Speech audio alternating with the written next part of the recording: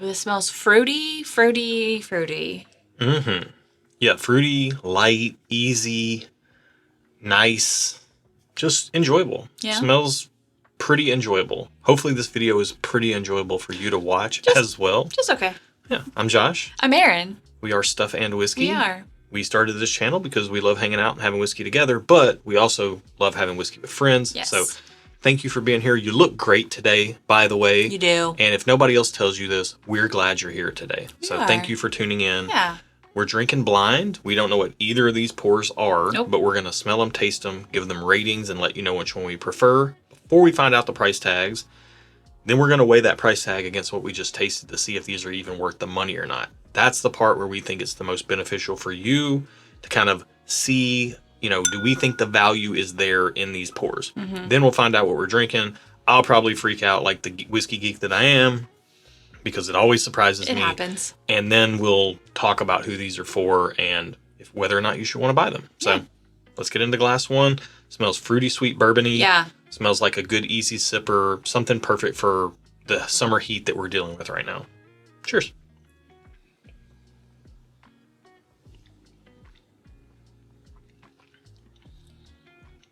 Very easy-going. Yeah, I think this is Maybe a bit too much. nothing to write home about, but it's also not bad. Like, it's... Yeah, I think those were your exact notes on me after our first date. Nothing to write home about, but not bad. No, I liked you a little more than that. Just a little bit. Yeah, this is really easygoing. There's like a general fruity sweetness. Yeah. I'm getting a little bit of like a breadiness in here too. I wonder if it's weeded. I wonder if it is or not. I don't know. Not that we're trying to guess, but There's if it is, there's not like a sour funk, which I can get sometimes on weeders. So that's not here, if that's what it is, which is saying something positive to me, if it is a weeder. But it doesn't matter. I don't know if this is for me, but I also don't dislike this. Mm-hmm. No, I took a second sip and it's kind of gone on second sip. It's kind of generally fruity sweet, almost like this, a little bit of like red apple honey type of thing up front. Yeah. And then it kind of shifts gears into more caramel on the finish. Okay. Like the caramel wants to be oak and it's trying to be oak. Yeah. But it doesn't quite get there to the darkness that oak, like a good barrel impact can Yes, get. I hear you there. And actually, I think that makes me feel like this is kind of young. Yeah, I would guess, if I were guessing, Yeah. that it maybe is not that old. But to your point, I don't think it's quite aged enough to get that oak influence that it wants. It's trying, though. Yeah. It's trying to wear It's the big really boy pants. trying. It just can't quite get there. Yeah. Very enjoyable. I mean, that to me is like, I've really this year, especially this summer in the heat, have been enjoying pours on ice, bourbon on ice, low-proof bourbon specifically. That right there is, like, I want to put that on ice and just sip that on a hot summer day. Maybe like 100 proof? I would say under 95. It feels. Oh, you think? Okay. Yeah, it feels maybe 90 proof, 93. Okay. Somewhere in that vein. Okay. But really enjoyable, Yeah. for what it is. There's nothing off-putting in it. It's just, for something I'm going to get excited about, I want more. But for an easy sipper, I used this example recently in our Patreon community. Yeah. And by the way, if you're looking for some more whiskey nerdy stuff, over on Patreon, linked in the video description below, we release our barrel picks to our barrel club and all our members there if they make it that far. But we also do all kinds of other stuff where we're very whiskey nerdy live streams for the community and with the community. You can check that out over there for as little as $1 a month. We also have a Discord where people are helping people, talking whiskey all day long. Yeah. Check that out over there. But I used this analogy recently. I said, I was washing cars all afternoon. I was hot. I was sweaty. The last thing I wanted was like the type of bourbon that I love the most, which is like super impactful. Dark, rich. Yeah. Like with beer, I love like a porter, a stout, a red ale. I like the darker leaning beers. But when you've been working in the yard or washing cars or something, like all I want at that point is like, give me a Miller Lite, give me a Coors Light, give me something easy going and refreshing and light. Okay.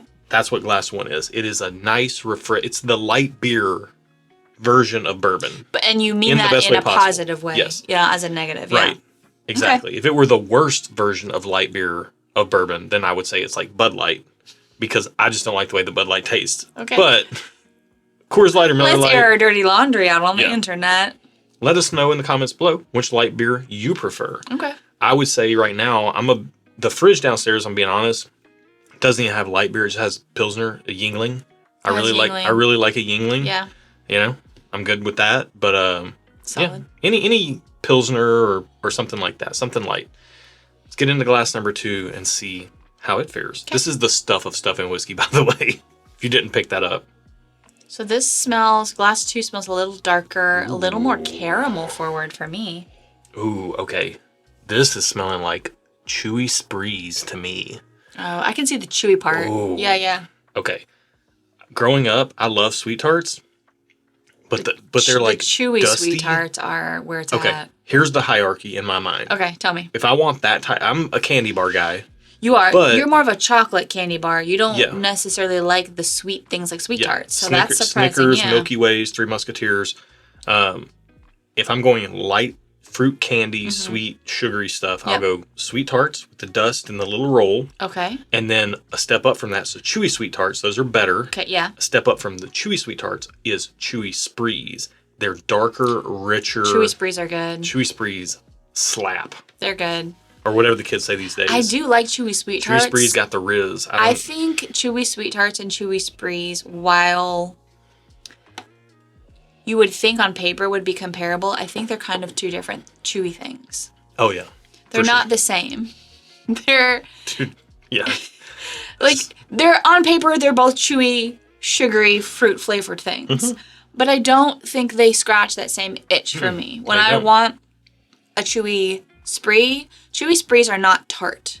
Correct. Sweet They're- tarts have that tartness there that's Brightness. almost adjacent to sour. So if I want something Yeah. that's kind of like adjacent to tracking with sours, you.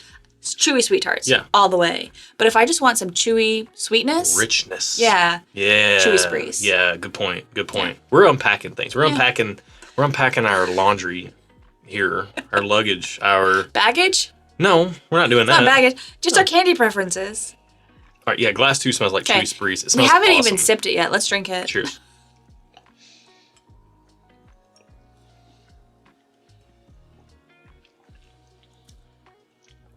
Oh, again, a summer crusher. Yeah, I think these are both summertime things. And they're as advertised. The nose and the palate. I would say even Yeah. glass 2's almost like borderline too soft. It's pretty soft. It's really light. I really enjoy it though, but it is pretty soft. It's almost like you've put ice in it and then it's watered down Oh, I and wouldn't say then that. warmed up. Not in the fact that it tastes watery, but in the fact that the flavors seem a little soft. Okay. I don't know. I have a note here, Okay. and I'll say it quickly before our second sip. Can't trust the first sip Okay. because second sips build on first sips Okay. for us. Cotton candy, though. Like you can put a bunch of cotton candy in your mouth, it just kind of dissolves. Yeah. This is kind of the effect I'm getting on glass 2 right now. Oh. There's a sweetness there that is coming from the nose to the palate, but it just kind of dissolves on my palate. I think maybe that's what I meant Yeah. when I said it was like yeah. it wasn't But because it doesn't feel watery Right. like Yeah, texture correct, wise. yeah. But it disappears. Yes. And that's what I was trying to get to, But, but I just like- didn't do a good job of explaining. Yeah, it. I'm not gonna knock cotton candy for being cotton candy though. Cotton candy does cotton candy things. Sure. And this is doing cotton candy things. But it doesn't taste like cotton candy. It just gives you Correct. that dissolve. it tastes like chewy sprees. Let's get that second sip in to see if Okay. it builds. You said chewy sprees, but originally you said chewy sweet tarts. What do you No, it think? says sprees. You said chewy sweet tarts. The comments, trust me. Okay. You don't want to cut on this road. I thought you said sweet tarts. Sweet tarts, chewy sweet No, tarts. you were talking. chewy sprees. You were talking Those about are the hierarchy. You talked about the hierarchy, but you said this tasted like chewy no, sweet tarts. chewy sprees. Okay. Ooh, yeah. Okay. Yeah, we're here. So the biggest difference between these two glasses for me is that they're very similar in that they're light, they're sweet, they're fruit leaning. I'm getting at least on first blush, I'm getting more of a breadiness in glass 1 Okay. that is not there in glass 2 for me. Mm-hmm. Okay. And that to me is the biggest differentiator. And right now, glass 2 feels like the better, like I would pick glass 2 and just not get glass 1, personally speaking. So, while you were speaking, I went back to glass 1 on the nose only, and I got pretzels.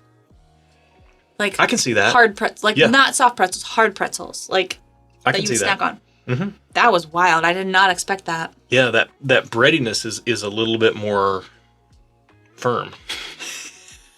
Yeah, Some people would call pretzels firm bread. kind of think, salted firm bread. If you know what pretzel in German translated to English is? Firm bread. No, it's not. You just made that up. No. You Look it up. You just made that up. Look it up. Okay, I'm gonna look it up right now. Don't do it. I'm just kidding. Called your bluff. But I think what's weird about what I was getting on the nose was I was getting that saltiness that pretzels have. That kind of Dude, through me. These are both great summer crushers. Yeah, I agree. These are summer crusher bourbons. I agree. I prefer glass 2. Oh, okay. Hold on. Here's where we're about to get our ratings in. Here's where I have to be very careful because I've been enjoying summer crusher bourbons so much more this summer than I have in like the last 10 years. Yeah. That I'm afraid I might overrate. You might, but that's just where you are in life right now. But are we rating on, and I should know this 5 years into the channel, but are we rating on the pours themselves based on everything else that we've drank, or are we ranking them like this numerical score? Where you are right now in your life. Because you can't predict, like, I barely remember what I had drank 2 weeks ago, let alone 5 years ago. So you can't hold me to those standards. So it's where you are in your life right now. And you can explain why. As you do. You do a good job of explaining why you're rating things the way you are. And you can speak to the fact that you've really been into summer crusher whiskeys this summer specifically. Well, and it all hit me the other day when I was like a few weeks ago when I was washing cars and it was so hot. Yeah. And I finished washing all the cars, got all the cars clean. And I'm like, man, I just want an ice cold, crispy boy from the fridge. And I grabbed a Yingling, and it hit the spot in a way that absolutely no other beer could in that moment. And I'm like, why am I thinking about bourbon any differently than this? I think it's because I normally just reach for bourbon at night as like have a pour at the end of the night type of thing. So I want dark, rich, dense, all this stuff. Yeah. But like, I can't weigh a 90 proof easy sipper against like 120 proof 20-year bourbon. Right. But that's not what we're comparing here. We're comparing two seemingly summer crushers against each other. Although they are who we thought they were. Glass 2, I have to say, the finish is sneaky, building. So the more you sip Glass 2, the finish lingers, and so if you sip it kind of quickly, you're gonna feel something. Here's the problem. In my mood now, normally Glass 2 would be a thumbs up and it would be done and simple as that. In my mood right now with the summer heat, I want to give Glass 2 2 thumbs up. I can tell by your demeanor. I'm really liking Glass 2. You are. We're recording this at 4 p.m. on a hot summer day. I want Glass 2. Okay, fair. So I am giving them both thumbs up. Because I do think for what they are good. Now, are they to my exact preferences? Not exactly, but if I wanted something lighter, these do taste good, and they have good concentration of flavors. I do like the flavors. I have a preference to Glass 2, though. Again, I think because it builds, I really like that, because you can almost kind of choose your own adventure with Glass 2, sip it farther apart, the finish won't build as much, it can be crushable.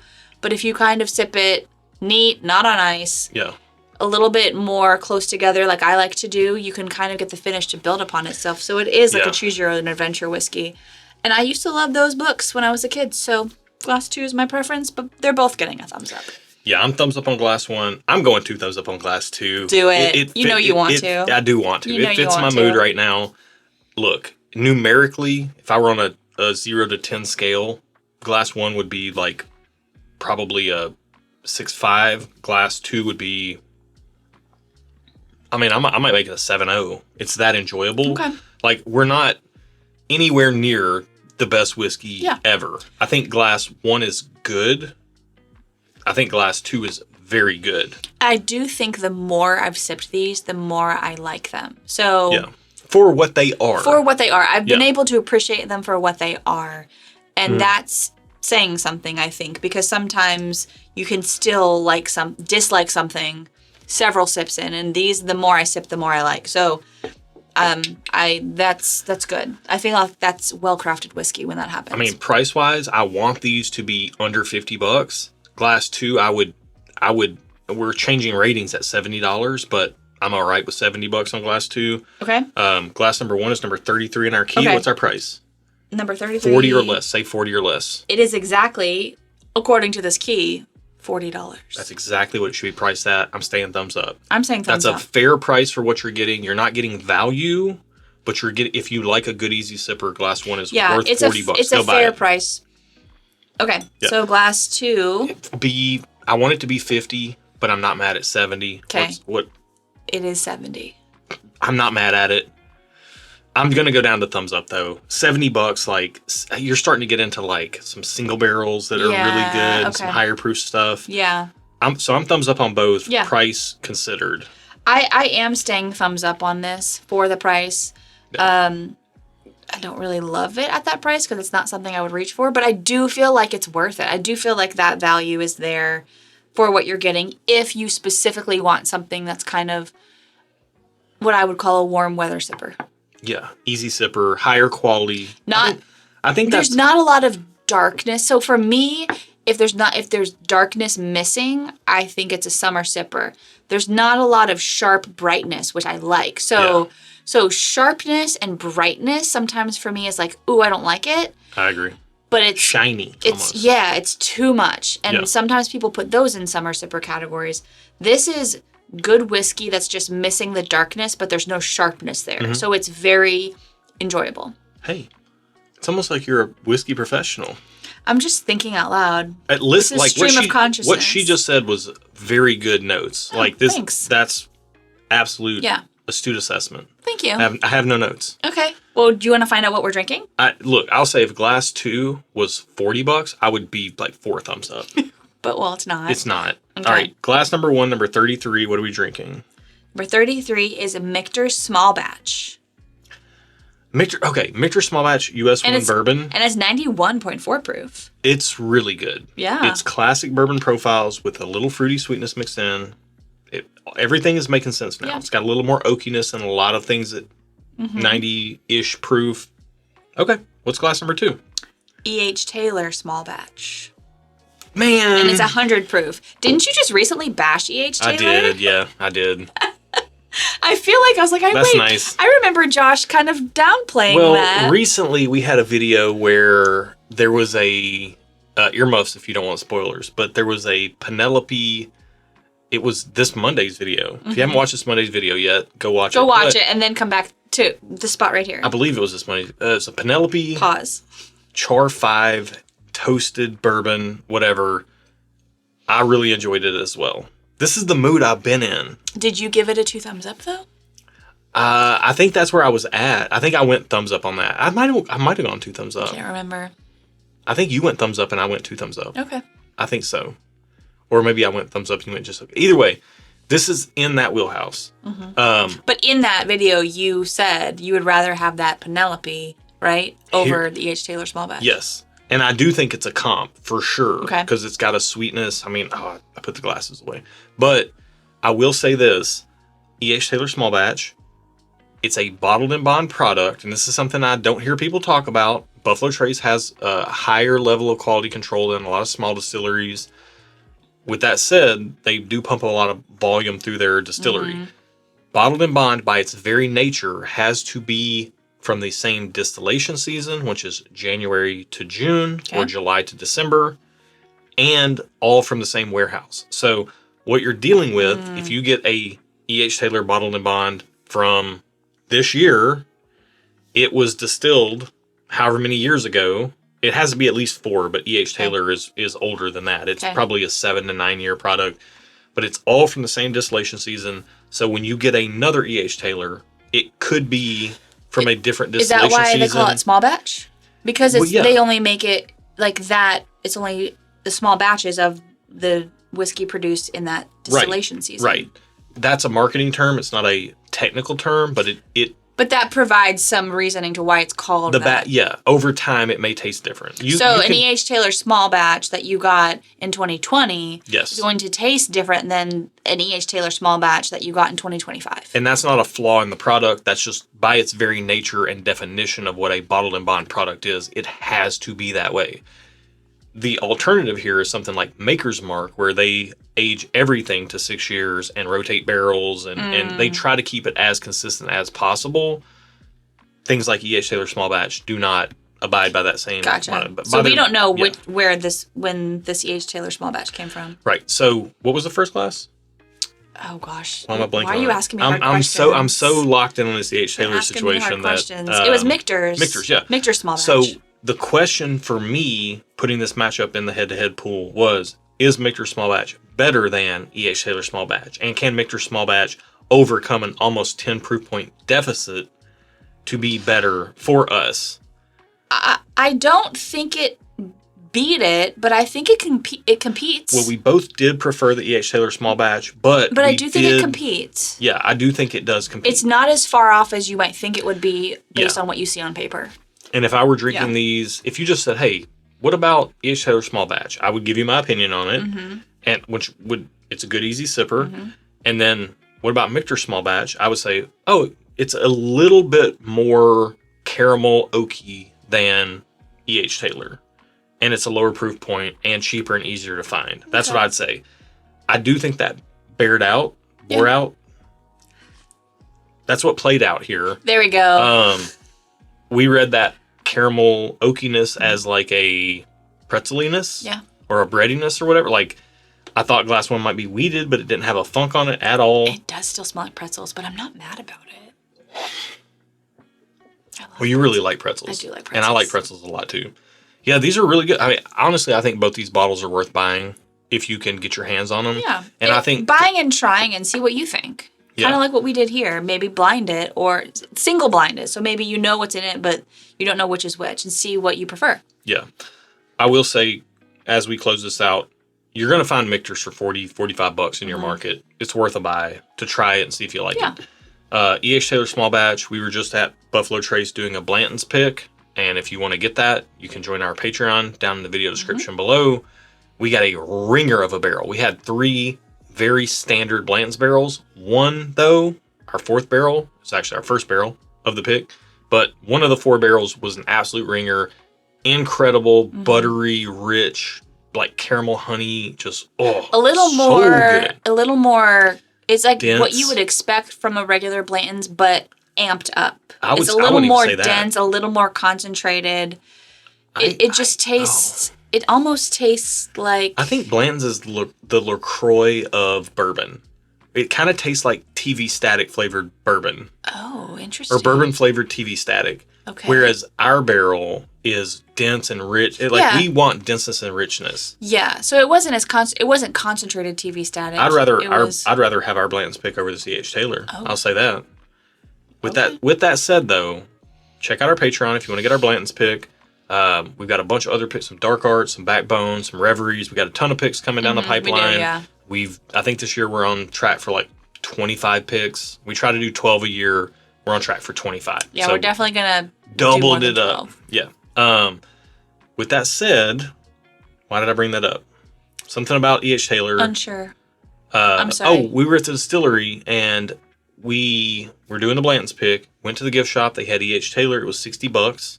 We put 70 because that's what it is in our market in Nashville, Tennessee. If a store has it, they're going to sell it for 70. Yeah. It was 60. There are markets out there where E.H. Taylor Small Batch is $45 or $50. That is actual bottom dollar retail. At that price, buy it. Okay. If you're in a market like our market where it gets marked up to $70, it's still worth buying to have one around, I think. Try it, see if you like it. And hopefully $70 isn't too much of a disappointment if you don't like it. Yeah. But then you know. Yeah. There we go. Yeah. Okay. Right. Awesome. We know a lot more after this video. Yeah. And if you like this video and we weren't a disappointment, please like it. Thumbs up down there. Thumbs up. Hit us with it. Okay. And thank you for watching today's video. Be good to each other, and until next time, cheers. Cheers. That was good. That was better than I expected. Yeah, this particular E.H. Taylor it's good. is one of the better, like talking about that bottled and bond variety. Like we've had.